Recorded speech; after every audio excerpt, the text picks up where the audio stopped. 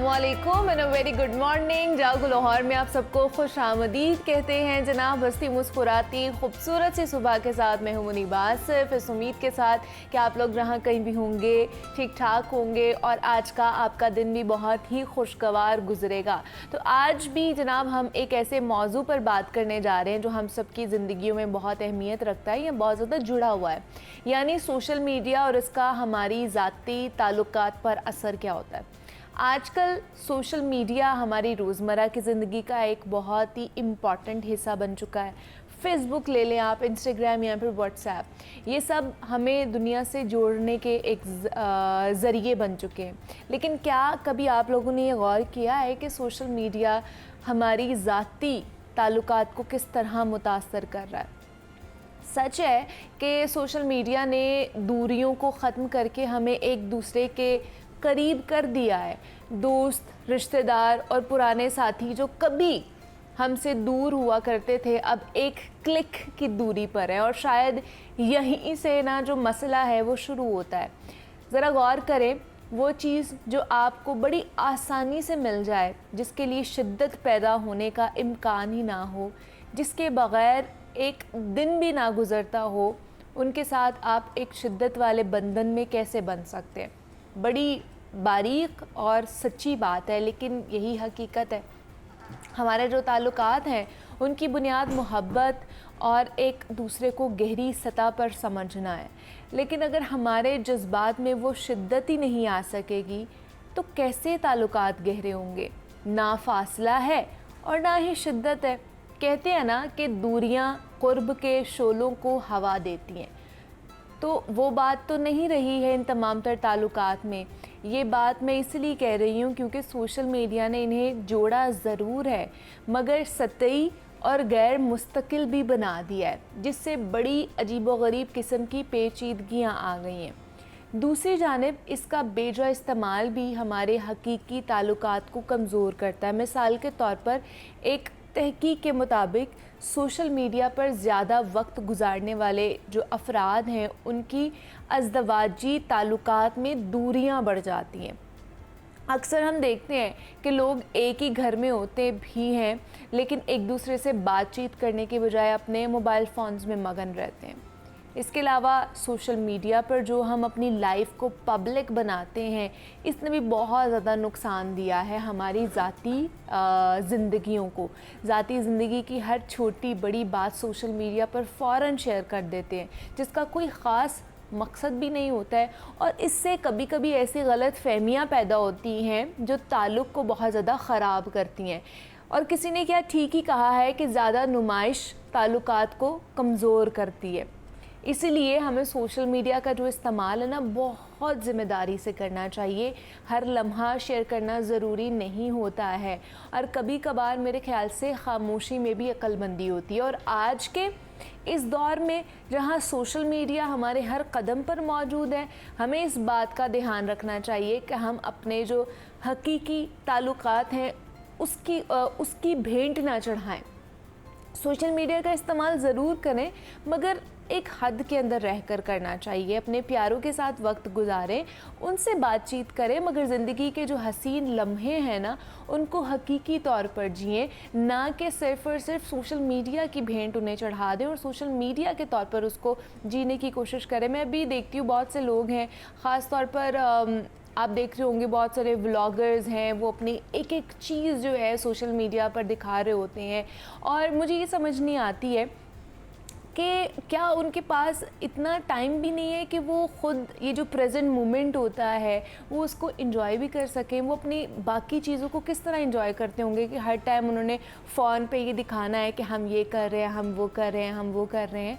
तो वो मोमेंट को एंजॉय भी करते होंगे कि नहीं करते होंगे। तो मेरा ये एक सवाल है जो हमारे ये ब्लॉगर्स और व्लॉगर्स हैं कि वो अपनी जितनी भी मेमोरीज़ हैं उनको इकट्ठा कैसे करते हैं, उनको एंजॉय कैसे करते हैं, प्रेजेंट मोमेंट में किस तरह जीते हैं, मुझे ये समझ नहीं आती है। तो इसलिए सोशल मीडिया का इस्तेमाल करें, लेकिन बहुत ही ज़िम्मेदारी के साथ एक हद तक इस्तेमाल करना चाहिए। सोशल मीडिया का ज़्यादा इस्तेमाल भी आपकी ज़िंदगी में जो है ना बहुत सारे कह लें कि एस्पेक्ट्स को मुतासर कर सकता है। तो ये आज का हमारा पैगाम था, ख़ास तौर पर सोशल मीडिया के हवाले से। तो अभी हम आगे बढ़ते हैं जनाब, कुछ सेहत के हवाले से बात कर ली जाए तो दुनिया भर में ना हर साल करोड़ों लोग अपना वज़न कम करने की कोशिश करते हैं और एक अमरीकी रिपोर्ट है जिसके मुताबिक हर साल तकरीबन 60% अमरीकी जो है वो वज़न कम करने की कोशिश करते हैं। और आजकल की बहुत ज़्यादा कैलोरीज़ वाली खुराक से मोटापा आम होता जा रहा है और जब कभी भी वज़न कम करना शुरू करें तो मुख्तलिफ़ तरीके इस्तेमाल किए जाते हैं। कुछ लोग वज़न कम करने की गरज से कार्बोहाइड्रेट्स या तो लेना ही छोड़ देते हैं या बहुत कम कर देते हैं। तो कार्बोहाइड्रेट्स हमारे जिस्म की ज़रूरत का एक इंतहाई अहम जुज़ है जिसकी बिना पर जिस्म में मुख्तलिफ़ मनफी तब्दीलियाँ पैदा हो सकती हैं। वज़न कम करना एक मुसलसल कोशिश है और अनथक मेहनत का काम है और कुछ लोग जल्द वज़न कम करने की लालच में बहुत बड़ी बड़ी गलतियां कर देते हैं जो कि बाद में काफ़ी नुकसानदेह साबित होती हैं। इसी तरह का एक अमल कार्बोहाइड्रेट्स की मिकदार को कम करना या फिर बिल्कुल ही एक्सक्लूड कर देना है अपनी डाइट में से। और अक्सर आप लोगों ने भी देखा होगा सोशल मीडिया पर भी बहुत सी ऐसी वीडियोज़ हम देखते हैं जिसमें मतलब न्यूट्रिशनिस्ट ही होती हैं या वो न्यूट्रिशनिस्ट नहीं होती, बस उन्होंने व्यूज़ गेन करने होते हैं तो वो कहते हैं कि आपने वेट लूज़ करना है तो आप अपनी कार्बोहाइड्रेट्स बिल्कुल ही निकाल दें अपनी डाइट से और प्रोटीन डाइट पे आ जाए, प्रोटीन रिच डाइट ले तो आपका वज़न रैपिडली कम होगा। तो क्या ये सही तरीका है कार्बोहाइड्रेट्स को अपनी डाइट में से निकाल देना या ये ज़रूरी है और किस तरह हम ले सकते हैं? तो इस पर बात करने के लिए मानूर हारून हमारे साथ स्टूडियोज़ में मौजूद है जो कि क्लिनिकल न्यूट्रिशनिस्ट है। और आपको वेलकम कहते हैं जागो लाहौर में। कैसी हैं आप? मैं ठीक अल्हम्दुलिल्लाह। मानूर, सबसे पहले तो मुझे बताइए कार्बोहाइड्रेट्स हमारे जिस्म के लिए ज़रूरी क्यों है? वो तो बाद में एक बहस आती है कि ये खाने या नहीं खाने हैं, इनका काम क्या है, इनका फंक्शंस क्या है हमारी बॉडी के अंदर कार्बोहाइड्रेट्स का? अच्छा, एक तो जब हम कार्बोहाइड्रेट्स की बात करते हैं तो कार्बोहाइड्रेट्स, डाइटरी कार्बोहाइड्रेट्स में भी टाइप्स हैं। अच्छा। एक सिंपल कार्बोहाइड्रेट है और एक है कम्प्लेक्स कार्बोहाइड्रेट। अब जो कम्प्लेक्स कार्बोहाइड्रेट्स हैं वो बेसिकली हमारे लिए इम्पॉर्टेंट हैं। ठीक है, सिंपल को बाद में डिस्कस करते हैं, पहले कम्प्लेक्स कार्बोहाइड्रेट्स को डिस्कस कर लेते हैं। अब सबसे पहली चीज़ तो ये कि कार्बोहाइड्रेट्स हमारी बॉडी के लिए एज अ फ्यूल काम कर रहा है, प्राइमरी सोर्स ऑफ यानी मेजर सोर्स ऑफ एनर्जी है फॉर आवर बॉडी। ओके। बहुत सी बॉडली फंक्शंस के लिए, केमिकल फंक्शंस के लिए जो बॉडी में हो रहे हैं उसके लिए बहुत ज़रूरी है। अच्छा। दूसरा ये कि हमारी फाइबर की, वाइटामिन्स की, मिनरल्स की और फाइटोकेमिकल्स की। फाइटोकेमिकल्स ऐसे नॉन न्यूट्रिएंट्स होते हैं जो कि प्लांट बेस्ड फूड्स में होते हैं और ये डिजीज़ प्रिवेंशन में बहुत हेल्पफुल होते हैं। अच्छा। तो फाइटोकेमिकल्स, फाइबर, वाइटामिन्स और मिनरल्स की रिक्वायरमेंट को पूरा करने के लिए कम्प्लेक्स कार्बोहाइड्रेट्स का एक अच्छा पोर्शन हमारी डाइट में होना बहुत ज़रूरी है। ठीक है, मतलब ये बहुत ज़रूरी है, बिल्कुल कार्बोहाइड्रेट्स लेना बहुत ज़रूरी है। हाँ जी। मतलब ये बाकी हमारे जो मिनरल्स और विटामिन्स की कह ले कि फंक्शनैलिटी के लिए ये हमें चाहिए होते हैं। हाँ जी। अब कम्प्लेक्स कार्ब्स की जब हम बात करते हैं तो उसमें होल ग्रेन्स आते हैं। ओके। जिसमें होल ग्रेन्स वो चीज़ें हैं कि जैसे आप कह रहे हैं चक्की का आटा हम कहते हैं इस्तेमाल करें, ठीक है। ब्राउन ब्रेड का, मल्टीग्रेन ऑप्शंस का इस्तेमाल करें, वो चीज़ें जिस पे छिलका है। अच्छा। छिलके के अंदर ही फाइबर है, वाइटामिन्स और मिनरल्स मौजूद हैं जो आपकी डाइजेस्टिव हेल्थ के लिए बहुत अच्छे है, आपकी ब्रेन हेल्थ के लिए बहुत अच्छा है और आपको टाइप 2 डायबिटीज़ और कार्डियोवैस्कुलर डिजीजेस के अगेंस्ट भी प्रोटेक्ट करता है। ठीक है, होल ग्रेन जो है। हाँ जी, होल ग्रेन्स जो हैं। फिर लेग्यूम्स जो हैं जिनमें दालें आ जाती हैं, चने वगैरह आ जाते हैं, ये कार्बोहाइड्रेट का बहुत अच्छा सोर्स है। ओके। और ये प्रोटीन का भी बहुत अच्छा सोर्स है। कुछ ऐसी कम्प्लेक्स कार्ब्स के ऐसे भी सोर्सेज हैं जिनके अंदर प्रोटीन भी बहुत अच्छे अमाउंट में प्रेजेंट है। इसके अलावा वेजिटेबल्स की बात करें उनमें कम्प्लेक्स कार्बोहाइड्रेट्स मौजूद है। फ्रूट्स में वैसे सिंपल कार्बोहाइड्रेट्स प्रेजेंट होती है लेकिन फ्रूट्स के अंदर कम्प्लेक्स कार्बोहाइड्रेट्स का पोर्शन भी प्रेजेंट है क्योंकि फ्रूट्स के अंदर फाइबर भी है, वाइटामिन्स भी और मिनरल्स भी है। जिन चीज़ों में फाइबर, वाइटामिन और मिनरल होगा वो कम्प्लेक्स कार्बोहाइड्रेट का एक अच्छा सोर्स है। अच्छा।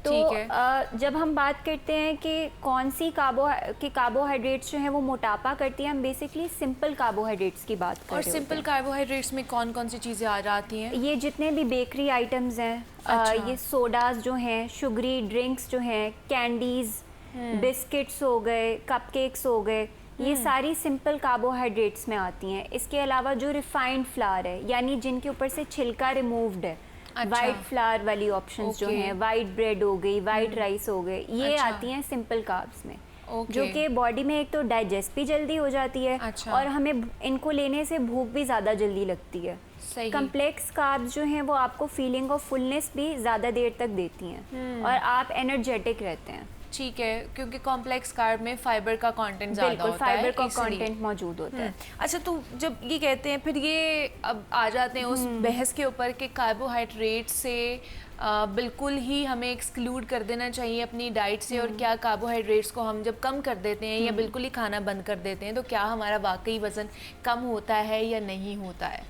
अच्छा, एक तो ये कि जब हम कम्प्लेक्स कार्बोहाइड्रेट्स को या जब हम कार्बोहाइड्रेट्स को हाँ, वो चाहे overall कॉम्प्लेक्स हो generally, या हाँ फिर जी, सिंपल वाले हो, सबको ही हम बिल्कुल, एक्सक्लूड कर देते हैं। बिल्कुल, जब हम इनको एक्सक्लूड कर देते हैं ना डाइट से, तो हमारा बड़ा अच्छा वेट लूज़ होता है। तो अच्छा। हमें लगता है कि अच्छा, बहुत अच्छे से वेट लूज़ हो रहा है, तो ये कार्ब्स को निकालने से जो है ना बड़ा फ़ायदा हो रहा है हमारी बॉडी को। अब ये एक तो जब हम कार्ब्स को निकालते हैं तो जाहिर है, जब हम कार्ब्स को निकाल रहे हैं तो कैलोरी रिस्ट्रिक्शन कर रहे हैं जी। कैलोरीज रिस्ट्रिक्ट होंगी तो जाहिर है वज़न जो है वो वज़न कम होगा। होगा। दूसरा कि जब कार्ब्स बॉडी से निकलते हैं तो वाटर वेट जो है ना वो लूज़ होता है, बॉडी से वाटर लॉस होता है। अच्छा। तो इनिशियली हमारा वाटर वेट लूज़ हो रहा होता है। ओके। इसलिए वेट बहुत अच्छी तरीके से और ड्रास्टिक, मतलब बहुत जल्दी आप कह लो कि लूज़ हो जाता है, जिसकी वजह से जो है लोग कहते हैं अच्छा ये बड़ी फ़ायदेमंद डाइट है और कीटो डाइट्स की तरफ चले जाते हैं, वो जो हाई फैट हाई प्रोटीन वाली डाइट्स होती हैं। अब ठीक उसका है। नुकसान ये है कि ये एक तो सस्टेनेबल नहीं है इन द लॉन्ग रन, हम इसको अच्छा। ज़्यादा देर तक फॉलो नहीं कर सकते। सही। जब हम नॉर्मल डाइट पे रिटर्न करते हैं तो हम डबल द वेट गेन करते हैं, हमारा जितना हमने लूज किया होता है उससे उससे ज़्यादा हम डबल gain जो करते है हैं। हम गेन कर लेते हैं। अच्छा। दूसरा ये कि क्योंकि डाइट से बिल्कुल कार्बोहाइड्रेट्स निकाल ली, बैड वाली तो निकाली, गुड कार्बोहाइड्रेट्स वाली भी भी, निकाल हाँ। ली, तो फाइबर नहीं है। अब सबसे बड़ा मसला तो कॉन्स्टिपेशन का छिड़ता है, डाइजेस्टिव हेल्थ हमारी कॉम्प्रोमाइज़ होती है। ओके। हमारी जैसी ही गट हेल्थ कॉम्प्रोमाइज़ होती है, गट हेल्थ और इम्यूनिटी का डायरेक्ट रिलेशन है, हमारी इम्यूनिटी भी लो हो जाती है। सही। आप लो मतलब एनर्जेटिक नहीं रहते, लो एनर्जी फील होता है, हर वक्त थकावट होती है, केमिकल इम्बैलेंस बॉडी में हो जाता है, हार्मोनल इम्बैलेंस हो जाता है। फिर इसके अलावा जो है आपके हेयर फॉल बहुत ज़्यादा होती है। जो लोग ख़ास तौर पे कीटो डाइट्स फॉलो कर रहे होते हैं, यानी high fat high protein diets follow कर रहे होते हैं, उनकी ये बड़ी कंप्लेन होती है कि भाई हमारी hair स्किन fall बहुत खराब हो हो रहा है, गई है, एक्नी आ गई है, हेयर फॉल हो गया है, कॉन्स्टिपेशन के मसले हो गए हैं। इसके अलावा डिहाइड्रेशन का चांस बहुत हो जाता है। अच्छा। तो बिल्कुल ही किसी चीज़ को निकाल देने से ये हल नहीं है कि आपका वेट लॉस जो है वो एक जर्नी परमानेंट रहे। तो अच्छा, दूसरा ये क्या बिल्कुल ही कम खाने से, या फिर अगर देख लिया जाए कि सिर्फ हम लोग फैट डाइट पे नहीं जा रहे हैं, प्रोटीन डाइट पे नहीं जा रहे हैं, हमने वैसे ही अपना खाना रिस्ट्रिक्ट कर दिया है, जिसमें प्रोटीन भी रिस्ट्रिक्ट हो गई है, फैट्स भी, कार्बोहाइड्रेट्स भी, तो क्या कम खाने की वजह से हमारी जिस्म में कमी हो सकती है विटामिन्स और मिनरल्स की भी? बिल्कुल हो सकती है। अगर हम बिल्कुल ही कैलोरिक रिस्ट्रिक्टेड डाइट पे चले जाएंगे तो हो जाती है।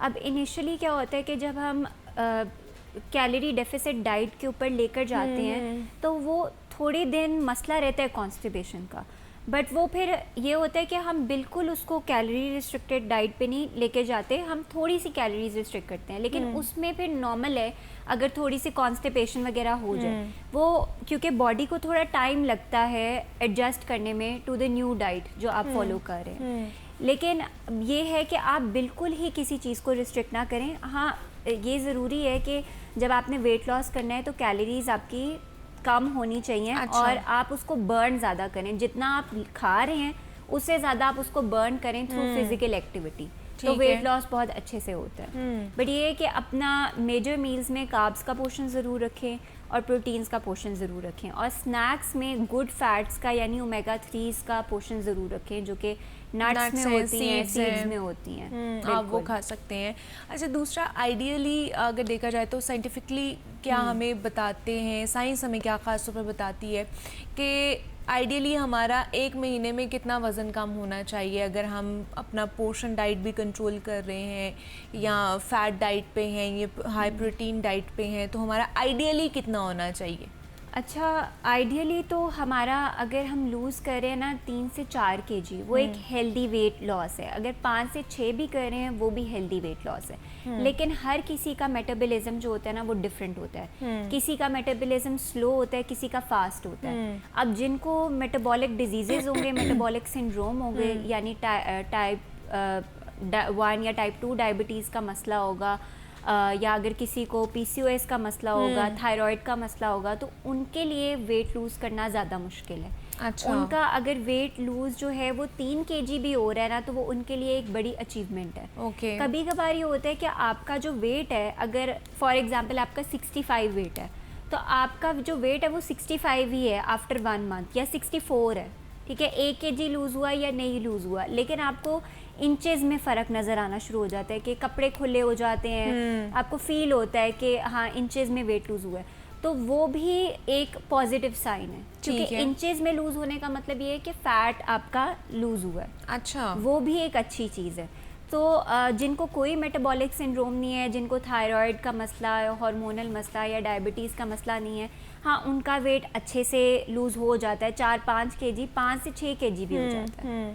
तो ये डिपेंड करता है आपकी बॉडी टाइप पे, डिपेंड करता है कि आपका मेटाबॉलिज्म कैसा है, आपकी डाइजेस्टिव हेल्थ कैसी है। कॉन्स्टिपेशन के मसले जिनको ज़्यादा रहते हैं, जिनको डाइजेस्टिव इश्यूज ज़्यादा रहते हैं, तो उनकी भी इम्यूनिटी लो होती है, उनके लिए भी वज़न लूज़ करना मुश्किल होता है। लेकिन नामुमकिन नहीं है कि अगर हम थ्रू आउट एक हेल्दी लाइफस्टाइल जो है वो चलाते रहें। अच्छा, जिस तरह आपने मेटाबॉलिज्म की बात की है, तो जिन लोगों का मेटाबॉलिज्म स्लो होता है उनके लिए फिर क्या रिक्वायरमेंट्स हैं, या वो किस तरह की डाइट लें कि जिनका मेटाबॉलिज्म फास्ट की तरफ भी जाए? अच्छा, उनके लिए मैं कहती हूँ कि आप एंटी इन्फ्लेमेटरी फूड्स का इस्तेमाल करें। अच्छा। ठीक है, एंटीऑक्सीडेंट रिच फूड्स का इस्तेमाल करें, जिसमें एंटी इन्फ्लेमेटरी में आपके ये फ्रूट्स आते हैं, बहुत से फ्रूट्स हैं, जैसे बेरीज़ हैं, वेजिटेबल्स हैं, जैसे कैप्सिकम है, ब्रोकली है, कैबेज है, ये एंटी इन्फ्लेमेटरी होती है, एंटीऑक्सीडेंट होती है नेचर में। टमेटोज़ हैं, इसके अलावा कुछ स्पाइसेस हैं, जैसे सिनेमन है, टर्मेरिक है, ये ब्लैक पेपर है, जो कि हमारे घर में रोज़मर्रा इस्तेमाल होती हैं। ये बहुत अच्छा एंटी इन्फ्लेमेटरी होती हैं, एंटीऑक्सीडेंट होती हैं। ये बेसिकली हमारी बॉडी में जो अगर कोई ऑक्सीडेटिव स्ट्रेस है, या अगर बॉडी स्ट्रेस कंडीशन में है, या बॉडी में सोजन है, इन्फ्लेमेशन है, उसको कम करने में हेल्प करती है। जब ये चीज़ें कम होगी बॉडी से, ऑटोमेटिकली इम्यूनिटी आपकी बूस्ट होगी। इसके अलावा प्रोबायोटिक रिच फूड्स जो है वो आप लें, जिसमें लस्सी आती है, दही आती है। इसके अलावा जो है आपके कुछ फर्मेंटेड जो वेजिटेबल्स हैं वो भी अच्छा सोर्स हैं प्रोबायोटिक का। आजकल किमची बड़ी चली हुई है, कुछ लोग किमची का इस्तेमाल बड़ा करते हैं, जो फर्मेंटेड कैबेज होती है, तो वो बहुत अच्छा सोर्स है इसका। तो आप अपनी डाइट को, कोई ज़रूरी नहीं है कि बहुत फैंसी चीज़ें लें, हाँ जो अफोर्ड कर सकते हैं वो सीड्स का इस्तेमाल कर सकते हैं, क्योंकि सीड्स भी मार्केट में आजकल महंगे हैं ना। फ्लैक्स सीड्स हो गए, सेसमी सीड्स हो गए, ये एंटी इन्फ्लेमेटरी है, एंटीऑक्सीडेंट हैं, गुड सोर्स है इनमें फ़ैट का। इसके अलावा जो है ऑलिव ऑयल हो गया, वो बहुत अच्छी चीज़ है।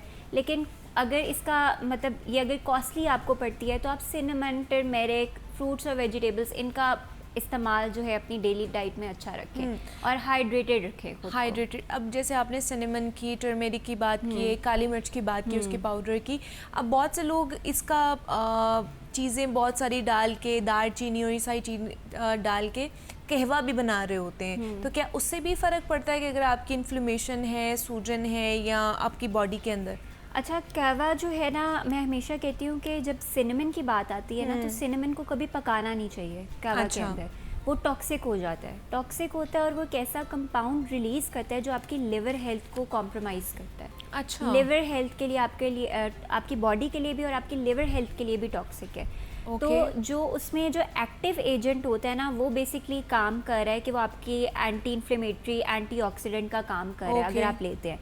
तो जब कावा बन जाए ना, जैसे लेमन ग्रास का या ग्रीन टी का या पेपरमिंट का आपने कावा बनाया, जब वो बन गया, उसके अंदर आपने 1 से 2 इंच का टुकड़ा दालचीनी का डालकर उसको ढक दिया। सही। उसको 5 से 6 मिनट उसको बस उसमें जो है ना इन्फ्यूज़ होने दें। ओके। तो आपको सिनेमन वैसे लेना चाहिए।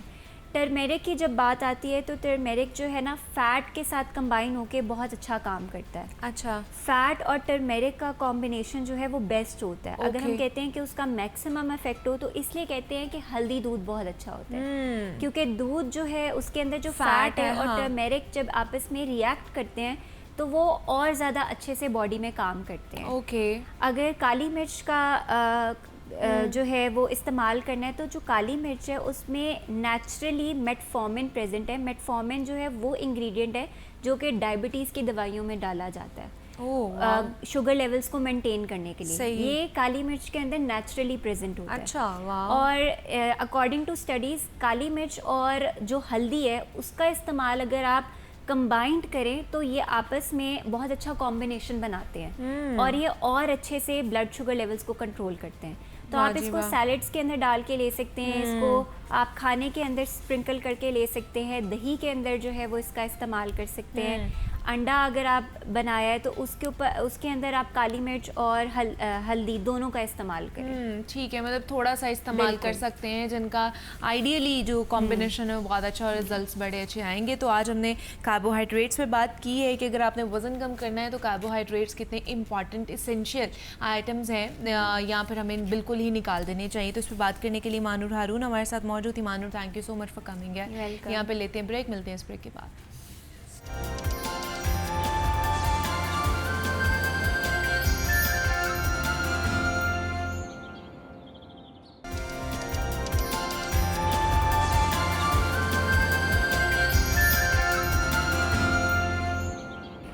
वेलकम बैक टू जागो लाहौर। जनाब, आजकल हर किसी को कोई ना कोई परेशानी है, कोई ना कोई स्ट्रेस या एंजाइटी रहती है और दुनिया भर में इस पर सबसे ज़्यादा काम होता है।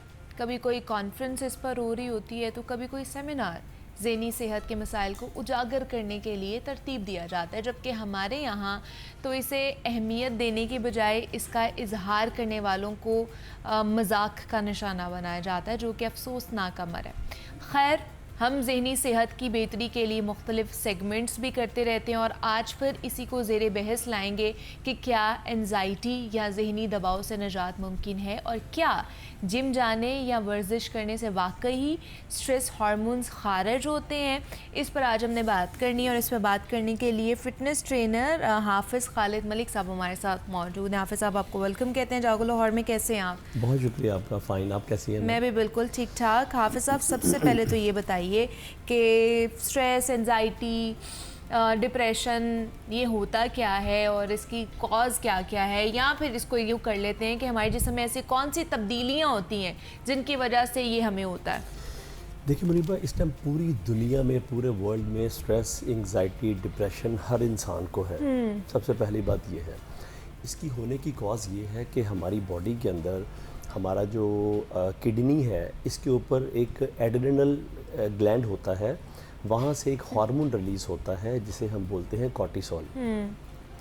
कॉर्टिसोल जब हमारी बॉडी में हाई होता है तो उसकी वजह से हम डिप्रेशन, एंजाइटी और इन चीज़ों का फिर शिकार होते हैं। ठीक है।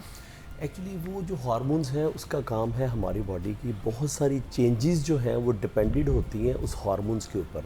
अच्छा। और वो हार्मोन्स जो है वो हाई होता है, जैसे हम देखिए उसका काम ये है कि उसने ब्लड प्रेशर को कंट्रोल करना है, आपकी शुगर को कंट्रोल करना है, आपको आर्थराइटिस नहीं होने देना। अच्छा। वो आपके मूड स्विंग जो है वो डिपेंडेड होते हैं उस हार्मोन्स के ऊपर। ओके।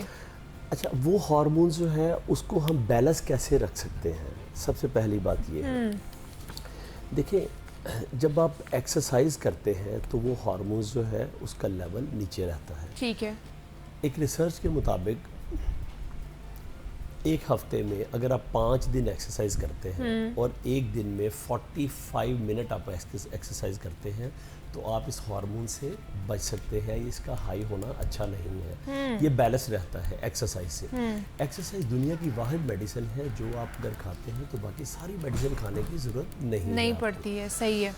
मेरा मानना ये है कि आप जब बॉडी को मूव करते हैं ना तो उसमें हरकत में बरकत है। जी। देखिए जैसे फॉर एग्जांपल के एक रेशम का कीड़ा जो है अपने अंदर अपने साइडों पे रेशम को बुन लेता है। सेम इसी तरह हम भी डिप्रेशन में जब जाते हैं तो गिरे चले जाते हैं फिर, उसमें फिर हमारे ठीक होने के चांसेस Chances कम बहुत होते कम हैं। हो जाते हैं, लेकिन हाँ जब हम मूव करते हैं तो फिर हम उस जो खसार है रेशम का, हम उसको ब्रेक करके बाहर आ सकते हैं। ठीक है, ये मैं सिंपली टेक्निकल जी, आपको जी। ये बात बता रहा हूँ। तो मेरा मानना ये है कि जब आप थोड़ा सा भी आपको डिप्रेशन या एंग्जाइटी आने लगे तो आप इस पे फौरी तौर पर काबू पा लें। अच्छा, तो मतलब जिम जाने से या वर्जिश करने से आपका ज़हनी तनाव, डिप्रेशन, एंजाइटी कम होती है? एग्जैक्टली कम होती है। मेडिकल साइंस ने इस बात को अप्रूव किया है कि इसके कम होने की कुछ चीज़ें हैं जो मैं आपको बता देता हूँ। एक्सरसाइज में आप रनिंग करें, जॉगिंग करें, स्विमिंग करें, साइकिलिंग करें, जुम्बा करें, एरोबिक्स करें, सही। बॉडी बिल्डिंग करें, स्ट्रेंथ ट्रेनिंग करें, कुछ भी करें। ये किसी भी स्पोर्ट्स के साथ किसी भी इसको रिलेट आप कर सकते हैं, तो ये एंग्जाइटी कम होती है इससे। अच्छा, जहाँ तक बात है डाइट की, खुराक की, जी। देखिए पूरी दुनिया में सबसे ज़्यादा इस वक्त अमेरिका में डिप्रेशन और एंग्जाइटी है। और आपको पता है पूरे अमेरिका में सबसे ज़्यादा क्लिनिकली अगर देखा जाए इस वक्त तो 1,27,000 क्लिनिक हैं सिर्फ इसी चीज़ के ऊपर, डिप्रेशन के ऊपर। और आपके पाकिस्तान में सिर्फ 27 होंगे टोटल, या उससे भी कम होंगे मुझे लगता है। और उसके होने की वजह क्या है? Junk food. हाँ जी, क्योंकि अमेरिका में सबसे ज़्यादा जंक फूड खाया है। जाता हाँ है। जी, एग्जैक्टली। देखिए जहाँ जंक फूड खाया जाता है वहाँ आप देखें डिप्रेशन, एंग्जाइटी कितनी ज़्यादा है। हमारी डाइट जो है ठीक है। वो डिपेंड करता है कि हम अपनी बॉडी के अंदर कौन सा फ्यूल डाल रहे हैं, किस तरह का फ्यूल डाल रहे हैं। ठीक है। गाड़ी को हमेशा फिट रखने के लिए इसकी एक एग्जांपल यूँ भी है, जैसे फॉर एग्जांपल हमारी गाड़ी का इंजन है, उसका थोड़ा सा काम निकला तो हमने काम नहीं करवाया, हमने डेड एंड तक उसको देखते हैं, तो वो मजीद बिगड़ता जाता है। एक काम देखिए हमारा 5,000 में हो रहा है, वही काम जब बिगड़ जाता है तो फिर या तो वो लाइलाज हो जाता है या फिर हमारा उसके ऊपर 1.5 लाख रुपए लग जाता है। बिल्कुल। तो क्यों ना जैसे ही स्टार्टिंग हुई है हमारे इस प्रॉब्लम की तो हम उसके ऊपर काबू पा लें। इसके काबू पाने की 2-3 टिप्स दे देता हूँ। जी। आप खुद भी हैप्पी कैसे रह सकते हैं जब आप अगले को हैप्पी रखेंगे, खुद हैप्पी रहेंगे, अच्छी कंपनी ज्वाइन करेंगे, अच्छी डाइट खाएंगे। स्लीप जो है उसका बहुत बड़ा रोल है, बहुत बड़ा रोल है। अगर आपकी 8 घंटे की स्लीप है, और डिपेंड करता है कि क्वालिटी ऑफ स्लीप है, ना कि एक स्लीप होती है जैसे आप उठे हैं जागे हैं, वॉशरूम गए या कुछ भूख लग गई, कुछ खा लिया। तो इसीलिए आपकी स्लीप जो है ये बहुत ज़्यादा मैटर करती है आपके कोर्टिसोल लेवल के ऊपर, उसको मेंटेन करने के हवाले से, कंट्रोल करने के हवाले से। अच्छा, एक खुशी का हार्मोन्स होता है, उसे बोलते हैं डोपामाइन। वो डोपामाइन रिलीज कब होता है? जब आप एक्सरसाइज करते हैं, जब आप पीस ऑफ माइंड में होते हैं, जब आप अच्छे लोगों से मिलते हैं, पॉजिटिव लोगों से मिलते हैं। मैं कहता हूँ अपनी जिंदगी से टॉक्सिक लोगों को निकाल दें, टॉक्सिक चीज़ों को, टॉक्सिक एक्टिविटीज़ को निकाल दें। अच्छा, दूसरा मुझे हाफिज़ साहब ये बताइए कि जो अच्छी ज़हनियत या अच्छी मेंटल हेल्थ का जो मालिक होगा उसको बॉडी बनाने में भी आसानी होगी। ये ज़रूरी है कि अगर आप बॉडी बना रहे हैं या एक्सरसाइज कर रहे हैं तो आपकी ज़हनी सेहत बहुत अच्छी होनी चाहिए। बिकॉज़ बहुत से लोगों को मैंने ये कंप्लेन करते हुए देखा है कि वो एंजाइटी का शिकार होते हैं, स्ट्रेस का शिकार होते हैं, तो वो एक्सरसाइज कर रहे होते हैं बट वो डिज़ायर्ड रिजल्ट्स नहीं आ रहे होते हैं। तो क्या वाकई अच्छी ज़हनियत या अच्छी ज़हनी मेंटली हेल्थ आपको लीड्स टूवर्ड अच्छी बॉडी? एग्जैक्टली देखिए, इसके लिए सबसे पहले आपका मेंटल हेल्थ का अच्छा होना बहुत ज़रूरी है। मेंटल हेल्थ जो है आपकी बॉडी को कमांड कर रही होती है। सही। जब आपकी मेंटल हेल्थ अच्छी होगी तो आपकी फ़िज़िकल हेल्थ भी तभी अच्छी रह सकती है। मेंटल हेल्थ को सबसे पहले इसकी जो रूट ऑफ कॉज है उसको हम ढूंढ लें कि इसकी जो रूट्स हैं उसको हम बेटर कैसे कर सकते हैं।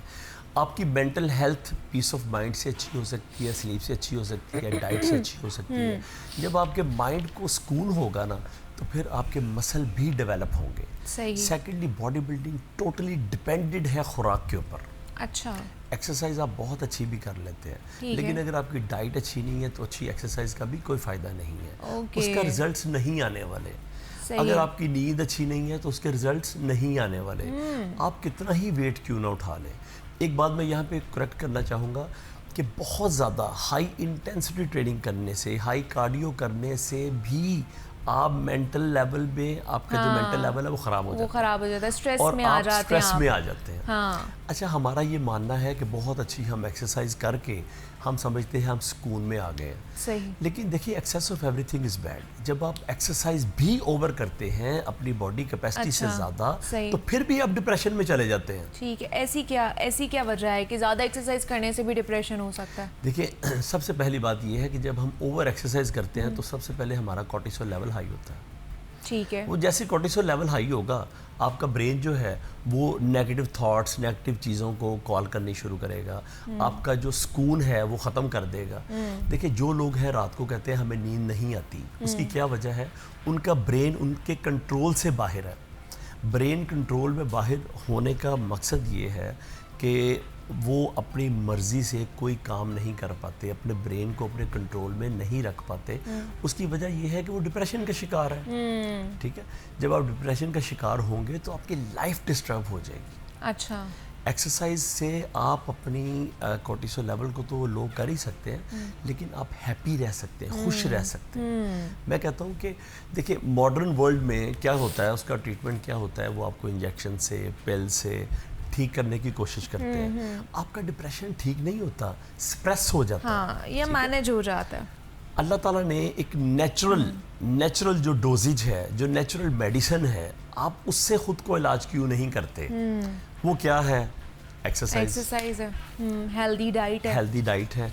अच्छा, हेल्दी डाइट में क्या है? देखिए लीफी वेजिटेबल्स जो हैं, जो ग्रीन वेजिटेबल्स हैं, अच्छा। ये आपकी बॉडी के लिए बहुत अच्छी चीज़ है। सही। आपकी बॉडी का आयरन जो है वो ख़त्म करती है। सेकेंडली लीफी वेजिटेबल्स जो है, जिसमें धनिया है, आप ब्रोकली है, जिसमें स्पिनिच है, जिसमें मेथी आ जाती है। देखिए इसके अलावा आप अगर प्याज लेते हैं, प्याज ज़्यादा खाते हैं, तो उससे भी आपका कॉर्टिसोल लेवल जो है लो होता है। अच्छा, ज़्यादा प्याज खाने से भी? ज़्यादा प्याज खाने से। ओके। जैसे लोबिया है, जिसको हम राजमा बोलते हैं, रेड किडनी बीन्स भी बोलते हैं, वो बहुत अच्छे हैं अगर आप खाते हैं। फिर इसके अलावा टमाटर जो है वो बहुत अच्छा है आपकी डाइट में। ओके। जो ड्राई फ्रूट्स हैं वो सारे के सारे बहुत अच्छे हैं आपके लिए। और आजकल सीड्स भी कह रहे हैं कि बहुत अच्छे हैं आपके लिए। पंपकिन सीड्स जो हैं वो बहुत अच्छे हैं। वो अगर अपनी डाइट में शामिल करते हैं, मैं कहता हूँ सिर्फ एक आप मुट्ठी भर के सिर्फ नट्स की सुबह एम्प्टी स्टमक खा लेना है, तो इससे अच्छा कोई गुड फैट नहीं है। अच्छा। इसका कोई नेमल बदल नहीं है। ओके। अच्छा, दूसरा ये समझा जाता है कि जो लोग जिम करते हैं या बॉडी बिल्डर्स हैं या रेगुलरली जिम करते हैं, पिछले कितने सालों से जिम कर रहे हैं, उन्हें स्ट्रेस नहीं होता होगा, उन्हें ज़हनी दबाव नहीं होता होगा। अब जैसे आप बता रहे हैं आप पिछले 25 साल से जिम करते हैं या बॉडी बिल्डिंग कर रहे हैं, तो आपको भी, जिम जाने वालों को भी होता है स्ट्रेस या नहीं होता, या वो भी डिप्रेशन का शिकार कभी कभी होते हैं? देखिए पहली बात तो ये है कि जिम जाने वाले भी इंसान होते हैं। जिसके अंदर फीलिंग है ना, उसने डिप्रेशन में आना ही आना। सही। अच्छा देखिए, एक बॉडी बिल्डर को सबसे ज़्यादा डिप्रेशन किस चीज़ से आता है? कि मैं हमेशा कहता हूँ कि बॉडी बिल्डिंग गेम है अमीर लोगों की। अच्छा। कर रहे हैं गरीब लोग। अच्छा। यानी देखिए इसकी डाइट इतनी एक्सपेंसिव है मुनीबा कि ये अफोर्ड नहीं हो सकती। और जब तक आप ये प्रॉपर डाइट नहीं लेते, आपकी जो मशीनरी है ये प्रॉपर रिजल्ट्स नहीं देती। बॉडी बिल्डर का एक छोटा सा डिप्रेशन की कॉज मैं बताने लगा हूँ कि वो जो खाना चाहता है ना वो खा नहीं पाता, क्योंकि वो अफोर्ड नहीं कर सकता। तो उसके लिए इतना डिप्रेशन ही काफ़ी है। अब वो बहुत ज़्यादा मेहनत भी कर रहा है, बहुत ज़्यादा मेहनत भी कर रहा है, फिर भी बॉडी डेवलप नहीं हो रही, क्योंकि उसका वो फ्यूल जो बॉडी की नीड है, वो बॉडी की नीड पूरी नहीं हो रही। जब तक वो पूरी नहीं होगी उसको कामयाबी नहीं मिलेगी। सही है। सेकेंडली ये है कि आपको पता है आजकल हर घर में कोई ना कोई इशू है जिससे हर बंदा जो है मुब्तला है किसी भी चीज़ में। कोई माली कह लें, हालात कह लें, करंट अफेयर कह लें, किसी कुछ भी बोल लें आप इसको। हर बंदा जो है ना, कोई भी बंदा हैप्पी नहीं है। हाँ। आज मुनीबा आप देखें, हम खुशी ढूंढने के लिए परेशान हैं। मतलब ढूंढने हम खुशी जा रहे हैं और परेशान हैं। मैं कहता हूँ कि अपने आप को हमेशा हैप्पी रखें, हैप्पी रखने की कोशिश करें, तो आप इंशाल्लाह बीमार नहीं होंगे। अब देखिए, जो लोग एक्सरसाइज नहीं करते, एक्सरसाइज नहीं करना चाहते, तो हम उनको मना नहीं सकते। लेकिन मैं सिर्फ इतना कहूँगा कि आप खुदारा अपनी हेल्थ को अच्छा रखने के लिए दुनिया में एक ही टिप है। अच्छा। Exercise exercise exercise. अगर आपने बीमार अच्छा। होना है तो फिर आपकी मर्जी। तो फिर आपकी मर्जी। अच्छा, अब चले थोड़ा सा इससे हट के ख़वातीन पे आ जाते हैं, वो भी घरेलू ख़वातीन पे। कहा जाता है कि मर्दों के निस्बत ख़वातीन में ज़हनी दबाव ज़्यादा पाया जाता है, प्रेशर्स बहुत ज़्यादा उनके ऊपर होते हैं, डिप्रेशन एंजाइटी उनमें ज़्यादा होती है। तो जो घरेलू ख़वातीन हैं जो जिम नहीं जा सकती हैं, उनके लिए आप क्या टिप्स देंगे कि अगर वो इतनी ज़्यादा प्रेशराइज़ हैं, इतनी ज़्यादा डिप्रेशन का एंजाइटी का शिकार हैं, तो वो घर में ऐसी क्या क्या एक्टिविटीज़ कर सकते हैं जिनकी वजह से वो जो हार्मोन्स हैं उनके एंजाइटी या स्ट्रेस के वो खारिज हो जाए? अच्छा, सबसे पहले तो वो ओवर सोना बंद कर दें। ओवर सोना बंद कर दें, Yes. ज़्यादा सोना बंद कर दें। ज़्यादा सोना बंद कर ठीक दें। है। देखिए, ज़्यादा नींद भी जो है वो भी आपकी मेंटल हेल्थ को डिस्टर्ब करती है। अच्छा। सेकेंडली देखिए, मर्दों की निस्बत ख़वातीन की फटीक ज़्यादा होती है। एक लड़की जब 14 साल की होती है उसकी फटीक तब स्टार्ट होती है, और जब वो 60 साल की होती है वो उसका पूरा लाइफ टेन्योर एक फटीक में रहता है। शादी हुई, बच्चे हुए, एक प्रोसेस है उसकी पूरी लाइफ का। सेकेंडली ये है कि ख़वातीन थोड़ा मेंटली ना बहुत स्ट्रॉन्ग नहीं होती। मेरा मानना ये है कि हसास सेंसिटिव होती होती हैं। हाँ हैं, जी, हसास किसी भी होती हैं। चीज़ को जल्दी से अपने ऊपर हावी कर लेती हैं, बहुत जल्दी किसी चीज़ का असर ले लेती हैं। हाँ जी। माहौल का असर हो गया, किसी ने कुछ कह दिया, उसका असर जैसे एक होगा। बहू है तो उसकी सास ने कुछ एक बात भी कर दी है तो अल्हम्दुलिल्लाह उसके 24 घंटे बड़े अच्छे गुजर जाएंगे, उसको किसी और बात की ज़रूरत ही नहीं है। जी।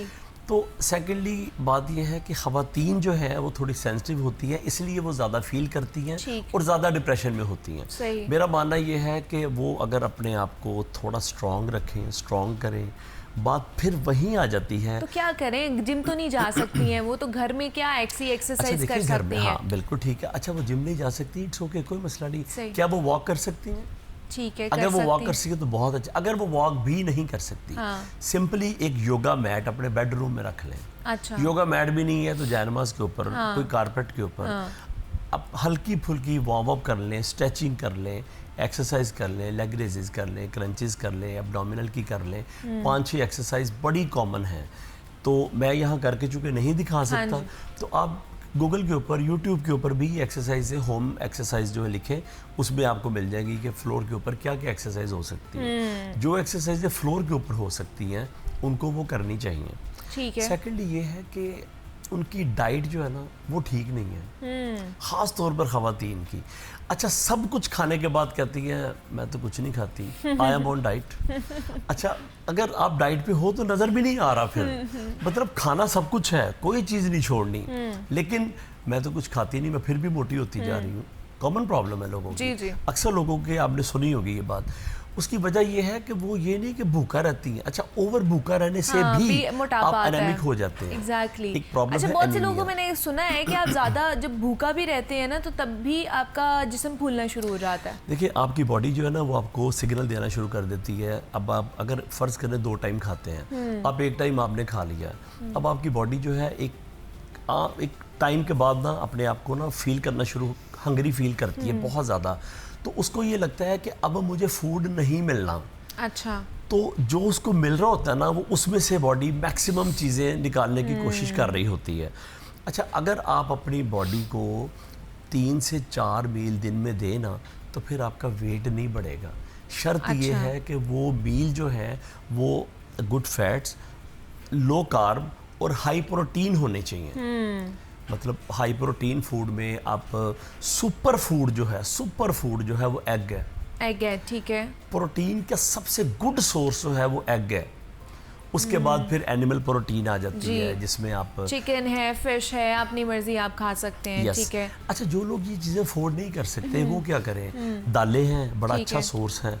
फिर उसके बाद सब्जियां राजमा हैं। है, सब्जियां हैं, रेड किडनी बीन्स हैं, ये बहुत अच्छा सोर्स है प्रोटीन प्रोटीन का। का, हाई प्रोटीन डाइट का। अगर आप चिकन वगैरह या बाकी सोर्स नहीं अगर आप अवेलेबल हैं तो आप इन चीज़ों से भी अपनी डाइट जो है वो मेंटेन कर सकते हैं। बट शर्त ये है कि साथ ही साथ हल्की फुल्की एक्सरसाइज भी करें, वॉक ही एटलीस्ट कर लें जो आपको फिट एटलीस्ट ज़रूर रखे। 45 मिनट्स की नहीं तो आधे घंटे की वॉक कर लें, वो भी आपके लिए बहुत अच्छी है। हमारे साथ हाफिज़ खालिद मलिक साहब मौजूद हैं। मलिक साहब, बहुत शुक्रिया आपके वक्त का कि आप यहाँ पर आए। यहाँ पर लेते हैं एक ब्रेक, मिलते हैं इस ब्रेक के बाद।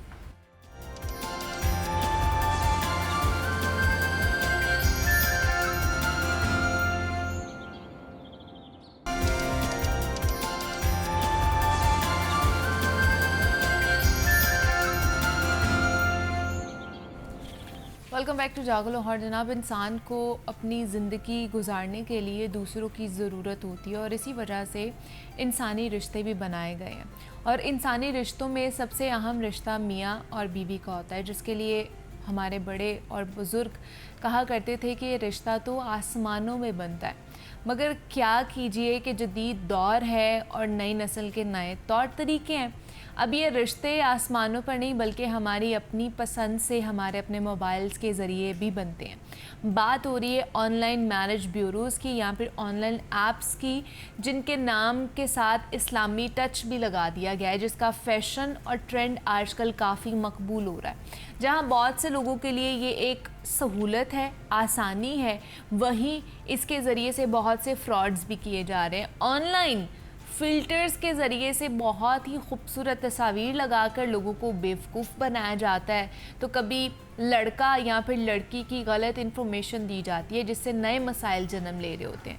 और सबसे बढ़कर, क्या अपना पर्सनल डेटा ऐसी एप्लीकेशंस पर देना महफूज है या नहीं है? तो किस तरह मैरिज ब्यूरोज़ या इस तरह जो ऑनलाइन ख़ास तौर पर ब्यूरोज़ बने हुए हैं वो किस तरह फ्रॉड कर रहे हैं लोगों के साथ, इस पर आज हमने बात करनी है। और इस पर बात करने के लिए हमारे साथ काशिफ इफ्तिखार साहब मौजूद है, जो कि प्रेसिडेंट है टेक्निकल एजुकेशन एसोसिएशन के, क्योंकि आईटी से उनका ताल्लुक़ है और ये टॉपिक भी आईटी से रिलेटेड है, ऑनलाइन है, क्योंकि बहुत सारे लोग इस फ्रॉड का शिकार हो चुके हैं। तो इसको किस तरह हल किया जाना चाहिए, इसके पीछे क्या क्या कह लें कि एजेंडाज़ हो सकते हैं, इस पर बात कर लेते हैं। इस पर काशिफ इफ्तिखार साहब मौजूद है। काशिफ साहब, आपको वेलकम कहते हैं जागो लाहौर में। कैसे हैं आप? शुक्रिया जी, मैं ठीक। काशिफ साहब, सबसे पहले तो ये बताइए, जो ऑनलाइन मैरिज ब्यूरोज़ आजकल चल रहे हैं, तो इसका क्या फ़ायदा है और ख़ास तौर पर ये फ्रॉड किस तरह कर रहे हैं और नुकसान किस तरह कर रहे हैं लोगों का? देखें जी, इसमें नुकसान तो बहुत ज़्यादा है और फ़ायदा इसका कम है। फ़ायदे को अगर आप रेटिंग में लाएं ना तो 10% है। अच्छा। अब वो और जो रेस्ट ऑफ द 90% है वो नुकसान ही है। क्योंकि देखें, दो सिनेरियोज़ हैं, एक आजकल का और एक पिछले ज़माने का। पहले हम थोड़ा इसको समझ लें। पहले होता था कि मैच मेकर्स आती थी और घरों में वो क्या करते थे कि पेपर पे या कॉपी पर उन्होंने आपकी प्रोफाइल लिखी होती थी और साथ में तस्वीर उनके हाथ में होती थी, जिसको वो प्रिंट फॉर्म में लाती थी। अब इसमें दो बातें आती हैं। एक ये कि तस्वीर में तो उस ज़माने में या जब तक तस्वीरों का कल्चर था उसमें कोई फ़िल्टर नहीं लगता था, क्योंकि वो कैमरे से खींची जाती थी। अब चूँकि फ़िल्टर लग जाते हैं, उस फ़िल्टर के अलग मसाइल हैं जो कि बहुत ज़्यादा हैं, जिसकी वजह से बच्चे और बच्चियाँ, ख़ास तौर पर बच्चियाँ, ज़हनी दबाव का शिकार हो जाती हैं और इतनी प्रॉब्लम आती है कि उसके बाद उनकी एजेस भी बढ़ जाती हैं और फिर मसाइल क्रिएट होते हैं, क्योंकि फ़िल्टर्स आपने लगाए होते हैं। तो पहले फ़िल्टर नहीं होते थे और काम बड़ा स्मूथ होता था। और होता क्या था, होम टू होम सर्वे होता था। यानी अगर किसी मैच मेकर ने मैच करवाना है तो वो लड़के के घर भी जा रही, लड़के के घर भी जा रही, उन्होंने आंखों से देखा होता था और वो फिर आपको गाइड करते थे। और ये पैगम्बरी माशाल्लाह, मतलब नबी पाक सल्लल्लाहु अलैहि वसल्लम की सुन्नत है और बड़ा मोतबर पेशा है। इसको उतना ही इन्होंने भयानक बना दिया है। भयानक बनाया कब? जब ऑनलाइन निज़ाम आया। अच्छा। अब पहले क्या होता था कि होम टू होम विजिट होता था, अब होम टू होम का विजिट का कोई चक्कर नहीं है। अब ऐसे भी मैच मेकर्स हैं जो आपके लाहौर में हैं ही नहीं, लाहौर से बाहर हैं। अच्छा। और वो सो कॉल्ड मैच मेकर्स बन गए हैं। ठीक है। और वो क्या करते हैं कि वो फ़ोन पे ही राब्ते रखते हैं, व्हाट्सएप उनका ज़रिया है, जो एक मेन उनका टूल है, उसी के ऊपर वो कहते हैं जी बच्चे की प्रोफाइल दे दें और तस्वीर दे दें। अच्छा, अब अगली बात समझने वाली कि होता क्या है।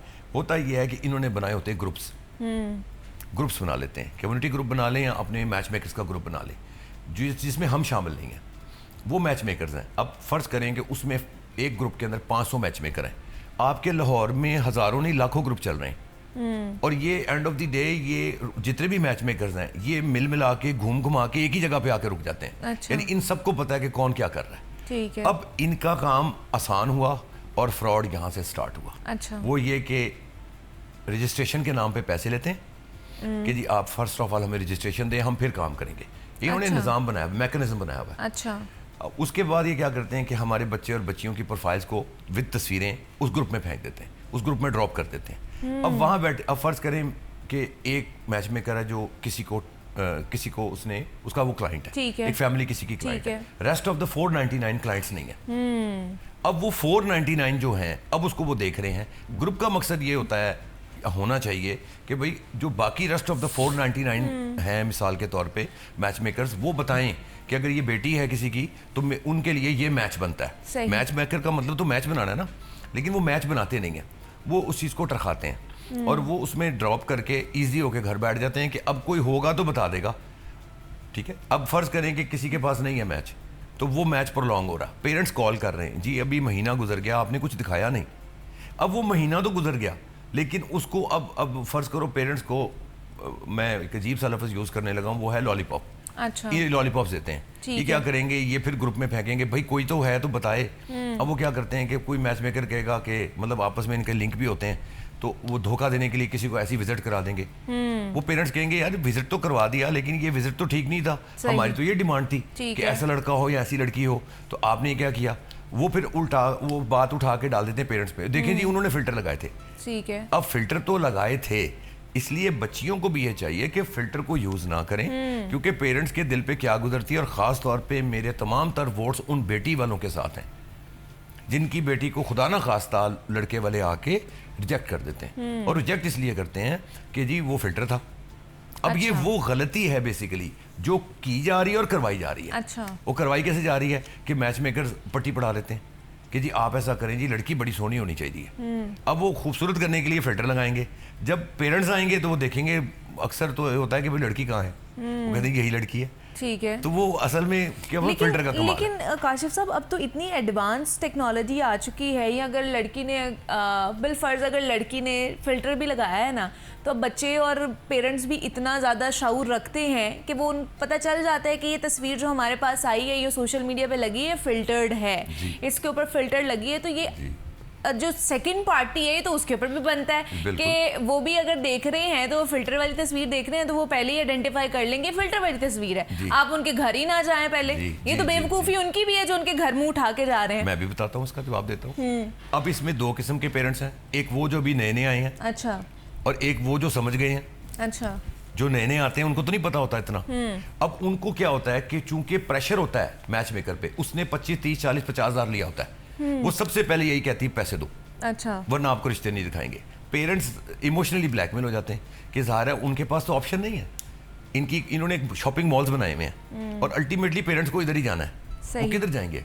सही, उनको होता है कि वो फिर आपस में कहते हैं, मशवरा करते हैं, मियाँ बीवी हाँ भी देना तो है, चलो दे दो, इसको भी दो, उसको भी दो, उसको भी दो। फिर ये मार्केट में हवा फैलाते हैं कि भाई ये हमें पेरेंट्स नहीं कहते, ये लोग कहते हैं पार्टी, कि ये जी पार्टी बड़ी स्ट्रांग है, वो फिर हवा फैलती है, ठीक है, वो फिर वो फोन आने शुरू होते हैं, इधर से भी आ गए उधर से भी आ गए। मतलब ये भी एक मैकेनिज्म है इसके अंदर, जिसके अंदर ये लोग मिलके समझ लें जैसे गन्ना होता है ना, उसको चूसते हैं, उसको उसका रस निकालते हैं, मिलके रस निकालते हैं। अच्छा, अब जो नए लोग आए हैं उनको क्या है, ये मोटिवेट करते हैं नहीं तो कि किस नहीं तरह, बच्ची तो ऐसे ही है। लेकिन सबसे पहले मुझे बताइए, जैसे आपने कहा कि ग्रुप्स में इंफॉर्मेशन भेज देते हैं, वो चाहे ख्वाह लड़के की हो लड़के की हो, प्रोफाइल भेज देते हैं, तो क्या इस तरह के मैच मेकर्स को फिर बच्चों की प्रोफाइल देनी चाहिए, इंफॉर्मेशन जो पर्सनल इंफॉर्मेशन होती है वो देनी चाहिए, नहीं देनी चाहिए? देखिए पेरेंट्स क्या करें, उनके पास क्या है लीस्ट चॉइस, अल्टीमेटली तो यही तो है। ये देनी है। असल में ये बातें करते हैं फोन पे, अच्छा। ना इन्होंने लड़की देखी होती ना लड़का देखा होता है,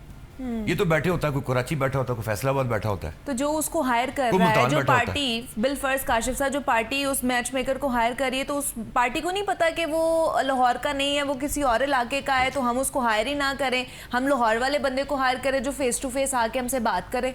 लीक होता है नंबर लाहौर वाले से, अच्छा, लीक होता है नंबर लाहौर वाले से, जाहिर है अगर हम लाहौर के तो हम लाहौर वालों को पकड़ेंगे।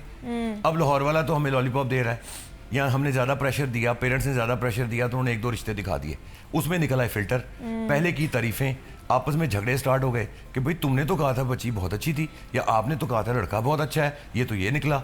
क्योंकि उन्होंने अब जाहिर है कहते हैं ना पंजाबी गोंगला तो मिट्टी भी दिलानी है ना, तो अब जब प्रेशर आएगा तो वो फिर इस तरह धोखा दे के दिखा देते हैं, क्योंकि ज़्यादा पैसे लिए हमें। और उसके बाद क्या करते हैं, अगर ज़्यादा प्रेशर देंगे तो फ़ोन बंद करके सिम नंबर 2 सिम नंबर 3।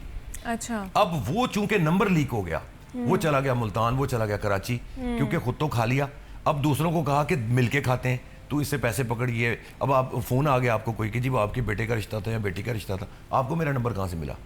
वो जी आप इस तरह मतलब बहाना लगा देते हैं, तो उस बहाने में आके वो फिर पेरेंट्स को एतबार आ जाता है कि चलो अगर वो नहीं कुछ कर सका तो ये कर सकी, एंड भी इकट्ठे मिले होते हैं। सही। और अल्टीमेटली तो आपके क्या पास करना चाहिए? ज़ाहिर है, पेरेंट्स को क्या करना चाहिए? आवाज़ उठानी चाहिए, FIA में जाना चाहिए, ये साइबर क्राइम है, अच्छा, यकीनन वहाँ जाना चाहिए, वहाँ जाके केस करें, उनको बताएं, लेकिन पेरेंट्स नहीं जाते। अब इसकी वजह से क्या होता है, अच्छा फिल्टर से दो नुकसान है और इनके बहकाने से भी बड़े नुकसान होते हैं। वो क्या कि बच्चियों की एजेस बढ़ती हैं। नहीं, जो अब ही आपने बच्ची जैसे कहा कि FIA में जाना चाहिए, साइबर क्राइम है, ये साइबर क्राइम के जुमरे में कैसे आता है? साइबर क्राइम के जुमरे में धोखा है, अच्छा, ये फ्रॉड है। अच्छा, ये फ्रॉड इस तरह है कि आपने मिस इन्फॉर्मेशन पास की है, इसको कहते हैं डिस इन्फॉर्मेशन, अच्छा, ठीक है जी, और आप किसी का डाटा गलत इस्तेमाल नहीं कर सकते।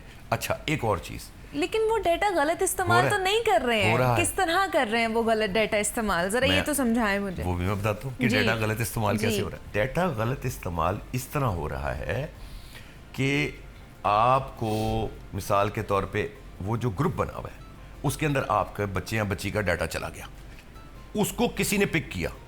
मैं आपको 2 दर्जन मिसालें दे सकता हूँ। पिक कर लिया, पिक करके उसने, फर्ज करें आप हैं और आपका भाई है, उन्होंने क्या किया जी, आपके भाई के लिए ये तस्वीर है, ठीक है, मैं था ABC का क्लाइंट, वो था CDE, कोई और था, जिसने ग्रुप में, जिसके दिमाग में आया धोखा, फ्रॉड आया कि इसको मैं कहता हूँ ये मेरा क्लाइंट है। एक्चुअली हम उसके क्लाइंट नहीं हैं, हम तो उसको जानते भी नहीं हैं। उसने क्या किया, अच्छी लड़कियां लड़का उसको पिक किया, प्रोफाइल अच्छी पिक की और किसी को दे दी और कहा ये मेरा क्लाइंट है। वो उसका ठेकेदार बन गया, कॉन्ट्रैक्टर बन गया, जबकि वो उसको जानता ही नहीं है। अच्छा, उसने क्या किया, उसने मिसाल के तौर पे आपके भाई के लिए रिश्ता दिखाया।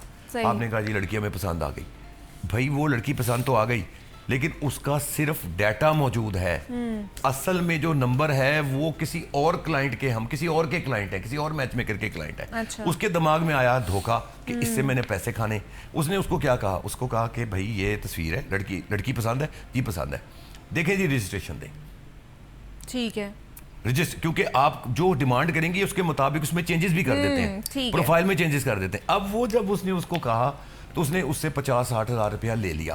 अब वो फर्ज करे आपका भाई था, आपने उनको कहा अब मिलवाओ, बहाने लगा दिए, वो जी दुबई गई हुए हैं, वो जी लाहौर में नहीं है, क्योंकि एक्चुअली तो उसका वो मतलब client नंबर ही उनके नहीं पास है ही नहीं, तो ठीक है। उसने उसे पैसे ले लिए और जब आपने प्रेशर दिया तो नंबर बंद कर दिया। ठीक है। ये है असल धोखा। ये भी धोखा है कि आपने उनको, तो FIA जो है इस तरह के केसेस को केटर करता है क्या? जी करता है। FIA में जाएं आप देखें, आजकल तो मैंने सुना बड़ी लाइनें लगी हुई हैं। अच्छा, वो किसी ने धोखे से वो ये करवा दिया, किसी के वो बंदा गायब हो गया, ये मतलब आम ही है।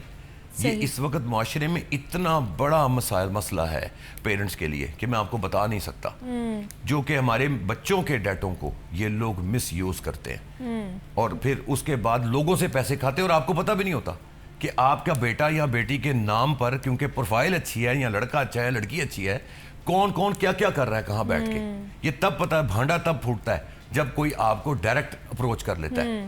कैसे ठीक करता है कि अगर आपका फर्ज करें नाम है बहुत, तो कोई आ जाएगा पूछ लेगा कि सर वो ऐसे ऐसे आपने हमारी बेटी को ओके किया था तो आपने बताया नहीं। आप अच्छा। कहेंगे बेटी दिखाएं, जब आप देखेंगे कि मैंने तो देखा ही नहीं कभी जिंदगी में इस प्रोफाइल को, तो पता लगेगा नहीं जी वो तो मैच मेकर आपके नाम पर उनसे पैसे खा रहा है, क्योंकि वो ग्रुप के अंदर सारा डाटा मौजूद है। सही। एक्चुअल ये IT को और वेबसाइट्स को जो इतना गलत इस्तेमाल किया जा रहा है, यानी अपने काम को आसान करके, ना इन्होंने लड़की देखी होती है ना इन्होंने लड़का देखा ठीक होता है, है। और ये माशरे का बेड़ा गर्क कर रहे हैं। जो अच्छा, कि फिर कुछ मैच मेकर्स ऐसे भी होते हैं जो कहते हैं जी हम जब शादी करा देंगे, रिश्ता करा देंगे, तब आप हमें पैसे दें, पहले जी। पैसे नहीं लेने हैं, हमने जी। रजिस्ट्रेशन फीस भी नहीं लेनी है। तो क्या उनके ऊपर यकीन कर सकते हैं हम लोग? जी आपका बहुत अच्छा सवाल है मुनीबा। वो पता है कितने % है?